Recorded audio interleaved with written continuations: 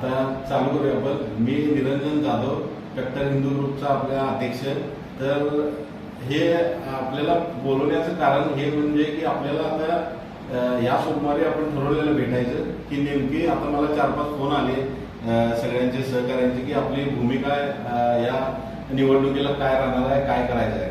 तर भूमिका म्हणण्यापेक्षा आपल्याला काय ठरवायचं आहे, तर आपल्या देश हितासाठी जे योग्य आहे ते आपल्याला करायचं आहे. म्हणजे आता आपण MIDC मध्ये बघतोय, आपण उद्योग करताना आपल्याला मी काल विचार करत होतो की तुम्हाला समजून कसं सांगायचं की आपल्याला काय करायचं आहे, कसं करायचं आहे. तर या दृष्टीनं विचार काय केला, इंजिनिअरिंग भाषेमध्ये सांगायचं झालं 3M म्हणजे काय. 3M म्हणजे मॅन, मशीन आणि मटेरियल. म्हणजे कुठला पण व्यवसाय चालू करताना हे 3 गोष्टी लागतात. तसं वोटिंग करताना, विचार करताना 3D ची गरज आहे. 3D म्हणजे काय, देव, देश आणि धर्म. या 3 गोष्टी वोटिंग करताना लक्षात ठेवल्या पाहिजे. देश असं का म्हणतोय, कारण देश प्रथम, पहिला देश, कारण ही निवडणूक देशाची आहे. आज या देशाला जी गती मिळाली आहे आणि जो ट्रॅक आता निर्माण केला आहे, त्या ट्रॅकवर गाडी चालताना अचानकच ड्रायव्हर बदलला तर गाडी दुसरीकडे जाणार. त्यामुळं काय ठरवायचं आहे की आपल्याला ड्रायव्हर मेंटेन कसा करायचा की जे आपल्या हिंदू राष्ट्राच्या दृष्टीने ते चाललंय, ती गाडी ती कुठं दुसरीकडे जायला नको, असा आमचा विचार आहे. त्यामुळे ह्या पद्धतीने आपण विचार केला पाहिजे. कारण का की ह्या गोष्टीला जोड आहे देशाचा. आपण पहिला बोलूया, देश म्हणजे काय, आर्थिक दृष्ट्या स्ट्रॉंग असला तो देश. आता तुम्हाला प्रश्न असेल की चांगलं काम काय झालंय. आता चांगलं काम काय झालंय म्हणणार तर आपण काय पहिला विचार केला पाहिजे, ते कशावरून शोधायचं की देशाचं चांगलं काम. लोकांना कसं कळणार की देशात चांगलं काम झाले नाही. त्यासाठी GDP बघितला पाहिजे. GDP म्हणजे ग्रॉस डोमेस्टिक प्रोडक्ट, म्हणजे आपल्या देशाची आर्थिक स्थिती कशी आहे. तर 2012-10 साली काय होती, आपण 12व्या नंबरला होतो. आता ह्या वर्षी पहिल्या स्थानी अमेरिका आहे, दुसऱ्या स्थानी चायना आहे, तिसऱ्या स्थानी जपान आहे, जर्मनी 4थ्या आणि 5व्या इंडिया. 5व्या स्थानावर UK होतं, तिथं आपण क्रॉस करून या वर्षी पुढे आलेलो आहे. म्हणजे आपण प्रगतशील झालो. GDPचा अर्थ असा आहे की आपल्या भारतामध्ये जे तयार झालेलं, विकलं गेलेलं, त्यातनं आपला इन्कम सोर्स जनरेट झालेला, म्हणजे भारत स्ट्रॉंग होण्यासाठी. मग हे महत्वाचं आहे आपल्याला की आपला भारत किती स्ट्रॉंग आहे. कारण जर एक सोपं उदाहरण म्हणतोय, आता तुमचं जर वाडा आहे, घर, कुटुंब प्रमुख आहे, तो सगळं आर्थिक व्यवस्था सांभाळत असते. जर तो ढासळला तर आपल्याला काय होणार, आर्थिक व्यवस्था, आपल्याला घर विकायला लागणार, आपल्याला लोन काढायला लागणार बाहेरच्या देशात. जसं आता पाकिस्तानला नोटबंदीमुळे GDP पण ढासळला, सगळं ढासळला, आज भीक मागायची पाळी आली. आज जर विचार केला तर पाकिस्तानची 80% जनता जी आपली 1947ला विभागून आली ती परत यायच्या मार्गावर आहे. त्यांना जर बॅरिकेड्स ओपन केलं त्यांना यायचं आहे, एवढी ती घाईला आल्यात. ही कशामुळं, एक आपल्या स्ट्रॉंग नेतृत्वामुळे. त्यामुळं नेतृत्व फार गरजेचं असते आणि महत्वाचं विचार केला पाहिजे. सेनेत आपल्या ग्रुपमध्ये राष्ट्रीय अध्यक्षमध्ये आपले दीपक पाटील वगैरे सगळीच आहेत.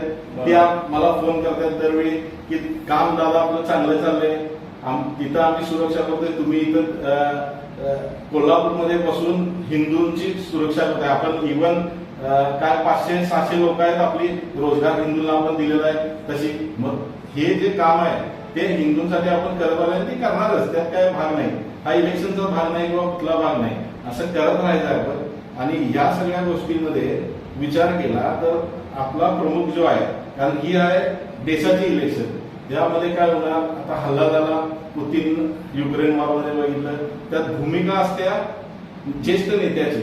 म्हणजे जसं कुटुंब प्रमुख, तसं आपला कुटुंब प्रमुख नेतृत्व करत असतो. त्या दृष्टीनं काय, हल्ला झाला 2 मिनिटं तुम्ही डोळे मिटा की तुम्हाला कोण पाहिजे नेता. त्या हल्ला झाला त्या क्षणी कोण पाहिजे, तुम्हाला जो माणूस आठवतोय त्याला तुम्ही नेतृत्व द्या.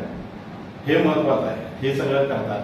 त्यामुळं मतदान हे सगळ्यांनी 80% करायचंच आहे आणि करायला पाहिजे 80% पेक्षा जास्त ते. आणि हे हिंदू राष्ट्राच्या दृष्टीनं हे महत्वाचं आहे. 100 कामं चांगली झालेली आहेत अयोध्या आणि 370 सोडून पण. त्यामुळे हे 2च जी कामं केल्यात एवढंच नाही आहे, बरीच कामं झालेली आहेत त्या दृष्टीनं. प्लस मी ठरवलंय माझं वैयक्तिक, तुमचं पण ठरलंय, मी बघतोय सगळ्यांचं आपलं ग्रुपवर, तुमचं 90% जणांचं ठरलंय काय करायचंय. त्यामुळे तुम्ही मला विचारण्यापेक्षा स्वतःला विचारा की आपलं काय ठरलंय. जे तुमचं ठरलंय तेच माझं ठरलंय, दुसरं काय ठरलेलं नाही आहे. जे करायचं आहे ते करायचं आहे. एमआयडीसी जे ठरतंय ते देशात होते आणि मागच्या वेळी अण्णांच्या वेळी आपण केलेलं जाईल सगळं. त्यामुळे ठरलंय म्हणजे ठरलंय, जे करायचं आहे ते करायचं आहे, दुसरं काय विचार करायचा नाही. मला हे काय, मी अयोध्येत जाताना श्रीरामाचं दर्शन घेताना एवढंच म्हणायचं आहे मला की जो राम को लाए है हम उनको लाए है. आम्हाला दुसरं काही नको आहे आणि त्यांच्या नजरेस नजर मिळवायसाठी आपल्याला हे करायला लागणार आहे.